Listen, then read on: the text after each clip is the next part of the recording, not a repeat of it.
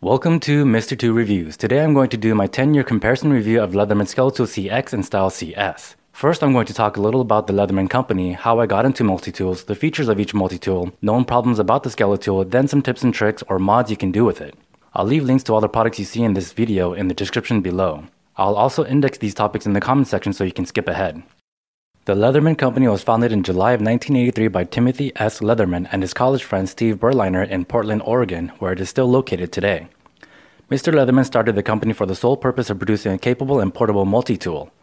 While on a budget trip in Europe with his wife in 1974, Mr. Leatherman relied on his scout knife to do everything, and time and again he wished he had a pair of pliers. He called his first multi-tool the PST, Pocket Survival Tool, and it was an immediate hit as it had sold nearly 30,000 units in 1984. He couldn't produce enough to keep them on the shelves. Mr. Leatherman, a mechanical engineer graduate from Oregon State University, began developing his products and adjusting with his company's rapid growth.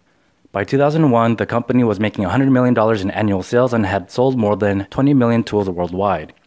To this day, they manufacture and build all their products in Portland, Oregon, and have become almost legendary for their 25-year warranty service.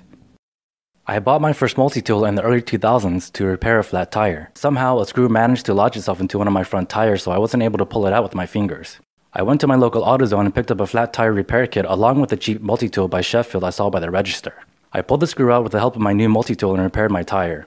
It was a spur-of-the-moment buy and I quickly came to realize how uncomfortable it felt in the hand. Experiencing firsthand the practicality and utility of a multi-tool, I set out to find a better one and settled on the Gerber Compact Sport. It was nice, well-made, compact, and comfortable in the hand, and I liked that the pliers were accessible with one hand, but I was eventually annoyed with having to jump through so many hoops to access the other tools. You had to slide the pliers forward, open the handle, depress the lock, then select your tool. I also found that the ergonomics of the tools were less than optimal as it's not easy getting the tools out. The tools use either a nail nick or these tiny tabs. The screwdriver and flathead were also off-center so it feels clunky when turning it with your hand. I also seldom used or ever needed some of the other tools it came with. It wasn't a good EDC option either as there is no clip, carabiner, or even a lanyard hole. You either had to pocket the whole thing or use the bulky nylon holster. But its other plus sides is that it's lighter than most full-size multi-tools at 6.4 ounces, compact, and has more tools than the Skeletool, but less than other full-size multi-tools, so it's in the middle in terms of capabilities. Enter the Skeletool. The Skeletool debuted in 2007 when I got mine shortly afterwards. It's so named because it's been skeletonized with all these holes, which saves weight. The two initial options were the regular stainless steel and CX models. Now there are a number of new models including the Freestyle, SX, RX, and even Damascus. The stainless version can now come in two other colors, blue and green. I went with the CX and I love it. I haven't shopped around to see if there are better multi-tools because I'm so happy with mine. The three major differences with the CX model is that it has a diamond-like coating or DLC, giving it better wear and rust resistance, but as you can see on mine, after almost 10 years I got a lot of wear. I was a little disappointed with this as I wasn't particularly rough with it, so I don't know how I got all these scratches. It spent most of its life clipped in my leather bag, which by the way I'll be doing a review on in the near future. Maybe because it was rubbing against the leather for like 5 years of everyday carry, I don't know. It also has a carbon fiber insert where the stainless steel versions and other models use aluminum. The weight savings of said carbon fiber is negligent, maybe 2 grams lighter, but I don't know for sure since I never owned the stainless version, but on Amazon they're both listed as having the same weight at 142 grams or 5 ounces. On my scale it weighs 140 grams or 4.93 ounces. But the most significant difference that justifies the higher price point is the 154 cm blade it comes with. Often considered a super steel as it's said to hold its edge 3 times longer than regular 420 stainless steels. CM stands for Crucible Materials, the steel company that developed this alloy in the early 1970s, along with many other kinds of steel alloys throughout its more than 100-year history for the automotive, aerospace, and tool industries. The steel company is now known as Crucible Industries and known for some of their other steels used in knives and tools such as S30V and CPM steels. CPM stands for Crucible Particle Metallurgy. Benchmade knives, which are expensive, only use these special steels and never use 400 series steels like in budget knives, yet the Skeletool CX is cheaper. At first, the CX model came with a combination blade / serrated blade, while the stainless steel version came with a plain 420HC or high carbon blade. I don't know when they decided to switch, but I ended up with the plain blade, which I prefer because it's easier to maintain and sharpen than serrated blades. The blade measures 2 3/8 inches or 6.1 centimeters. The spine is just shy of an 1/8 inch thick or about 2.5 millimeters. Overall length with the blade open is at 6 3/4 inches or 17.1 centimeters. Closed, it's 4 1/8 inches or 10.5 centimeters. 1 1/4 wide or 3.2 centimeters at its widest point, and 5/8 of an inch thick or 1.6 centimeters, not including the clip, which is removable by the way with the Torx screwdriver. The best feature of this multi-tool is the one-hand quick access to the blade. It has a liner lock, and a nice little detail they added is this washer that prevents the lock from ever failing or going past the blade. I have this problem with the cheap $6 rescue knife I bought a couple months ago, but it only happens when you flick it open. When it happens, it's difficult to close with one hand. Still an annoyance though, since that's how most people would open it. You can also see some rust forming already on the serrations. But for $6, not a big deal. I keep it with one of my IFAC kits, which I'll be doing a review on in the near future. The knife weighs 123 grams or 4.33 ounces, so the Skeletool is only marginally heavier than this blade but offers more versatility. The Skeletool was successful enough that other multi-tool manufacturers came out with their own multi-tools with a one-hand axis blade, like the SOG Reactor. People apparently have had a lot of problems with the Reactor according to the reviews I've read. I generally look for products with at least 100 reviews, but you know there's something wrong when the review bars look like this. Compare that with the Skeletool CX.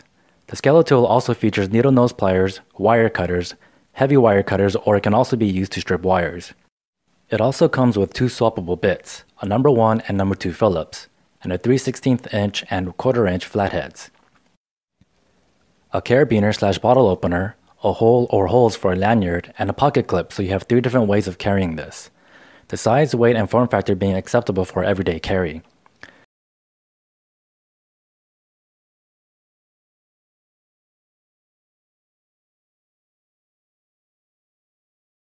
It feels really good and comfortable in the hand.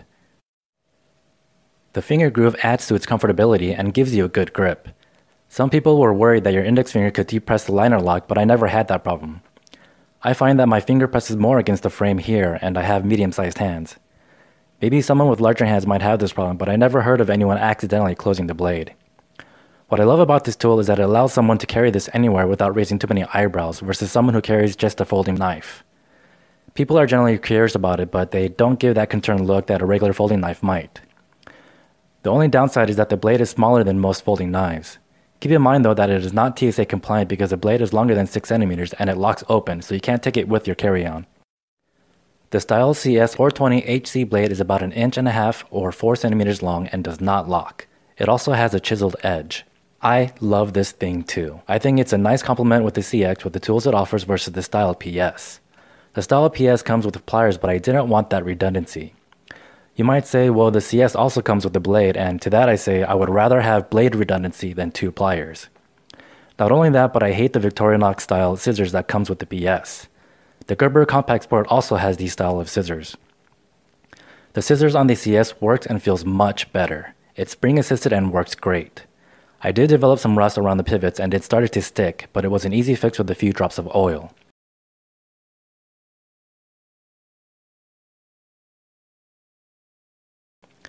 The CS also comes with a nail file that doubles as a mini screwdriver, but only for light duty. It can also work as a pry bar, but again, only for light duty. You can see there's some play here. It weighs 41 grams or 1.4 ounces, spot on with what it says on Amazon.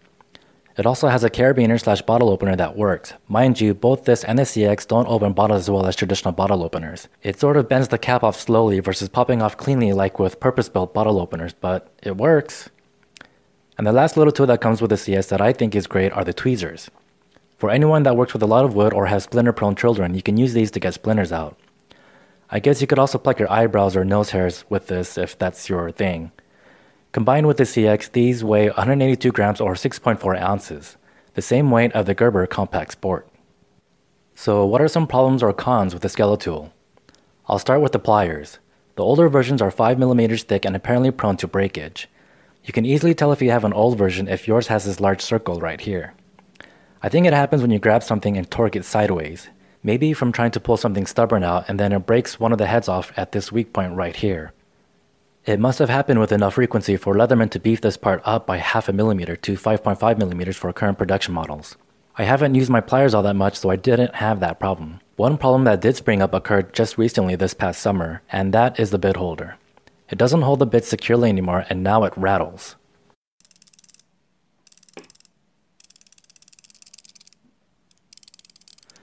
Before I couldn't pull the bit out without pressing down on the release lever, but now it comes out easily. I thought, okay, the retention spring must have gotten weak. This should be an easy fix. I'll just ask Leatherman for a new retention spring and change it out myself. But upon closer inspection, I realized that it uses a kind of leaf spring. If I press the release lever, you'll notice this metal arm go down which acts as the spring. And then I thought, how did that get loose? And that's when I saw it. There's a crack on the arm. You'll notice the tip of the pen get caught on the crack. I don't know how this happened. I suspect a stress fracture caused from rusting. So this is something I won't be able to repair, but I hope Leatherman's warranty service will cover. I'll come back with an update and let you know how it goes. I should still have 15 years of warranty service left, which brings me to my next issue with the Leathermans, and that is that they tend to rust if you don't keep them dry or coated with oil. This isn't a big deal to me, as this is something that's preventable with proper maintenance, and just something to understand, just because something is made out of stainless steel, it does not mean that it's rust proof, just rust resistant to varying degrees depending on the type of stainless steel, of which there are many. In general, the more chromium it has, the higher the resistance, and stainless steels have to have at least 10.5% chromium by mass to be considered stainless. I don't know what kind of steel Leatherman uses for the rest of the tool, but I have seen and heard from others of their multi-tools rusting. So if Leatherman could use a more rust-resistant steel, that would be great. Another issue I have with this, and I hope someone from Leatherman sees this, but I think it would be great if it was even lighter. I think they could shave off a full ounce of weight that's 20% lighter than its current model if they simply changed out these steel bars inside the tool to aluminum ones. Someone can correct me if I'm wrong, but I don't think it would suffer any reliability issues if they use aluminum instead. These bars don't seem to perform any other function other than to hold the tool together. The tool is already lighter than most and I get it, but there's a trend going on out there for ultra lightweight stuff, and I think Leatherman has an opportunity to ride that trend by making this tool even lighter. I've heard others complain that it's heavier than they would like it to be in other reviews, so I know I'm not alone in this. I don't know, let me know what you think in the comments below. Who wouldn't want a lighter multi-tool without sacrificing reliability or functionality? So what are some tips and tricks or mods you can do to this tool? The first and easiest one to do is add a paracord lanyard. It just adds another way to carry or lash this tool to your loadout, as if the carabiner or pocket clip wasn't enough. But I like it because you could use it if you're working somewhere high like on a ladder and you're afraid you might drop it. You could wrap the lanyard around your wrist without worrying about it falling 10 or more feet to the ground. It could also assist you in opening it. Another tip I recommend is to make sure the pliers face the bit when using the driver, otherwise you'll notice it doesn't spin very well. This is something I noticed no other reviewer mentions, but if you face the pliers up, it's not perfect like a dedicated tool, but it works. I've heard complaints about the driver not being very ergonomic from other reviewers, but I can't be sure if they were using this method or not. One thing that is nice about this tool though is that you could form it into an L shape to get a good torque on tight screws, and I found this method helpful on more than one occasion. You can add a lot of functionality to this tool by buying the 42-bit kit with a bit extender. Although Leatherman now offers a Damascus model, you can get it cheaper from Texas Tool Crafters, and the blade looks more exotic. Although you'll avoid the 25-year warranty from Leatherman. Instead, Texas Tool Crafters offers their own 5-year limited warranty service. You can either get a complete tool or just buy the blade and install it yourself. Another way you can use this tool, though I wouldn't use it that way, is as a hammer. It has a nice flat side here and with a pretty good amount of weight behind it. In a pinch, it could work to hammer some light nails or tacks into a soft drywall. You may want to take the bit out in that case, as it will probably pop out as you can see here. Something I would like to talk briefly about is style, and this is a tool I would consider to look tactical, and I can see how that could turn a lot of the older generation's conservative or traditional buyers off, which I completely understand, but a shame because it really is a great tool for EDCing, and for unexpected tasks that require a quick and easy fix this tool can provide. For those people, I would recommend Leatherman's Wave. It costs about $20 more than the CX, it's bigger and heavier, but it has more tools and also features one-hand accessible blades, not just one but two. It still looks nice with a more traditional look and has more functions than their Skeletool. Even a can opener, which would have been nice to have a few years ago when I moved to Korea. I ended up using the blade and chipped it in several places as a result. I don't know if you can see it on camera. I think I can eventually grind those out, so I'm not too worried about it, but I didn't want to do that again, so I bought a set of P38 and P51 can openers shortly afterwards. They work great and so compact they don't take up any space in my tiny kitchen. Oh, and one quick thing, I think the Skeletool CX and or Style CS would make a great gift idea. Every guy should have at least one multi-tool, and the Skeletool CX or Style CS will make a great gift for any guy under the age of 45, particularly for the younger generations. You could get this for your son and be that cool parent all your son's friends wish they had, or be a father-son team with matching multi-tools. Fun fact, you can briefly see the Skeletool in the movie Oblivion featuring Tom Cruise. Okay, that about sums up my comparison review of the Skeletool CX and the Style CS. If you found any value at all in this video, please give it a like and subscribe. If you have any questions about the products I've reviewed, I'll answer as many as I can here on YouTube, but if you become one of my Patreon supporters, I will definitely answer your questions over there.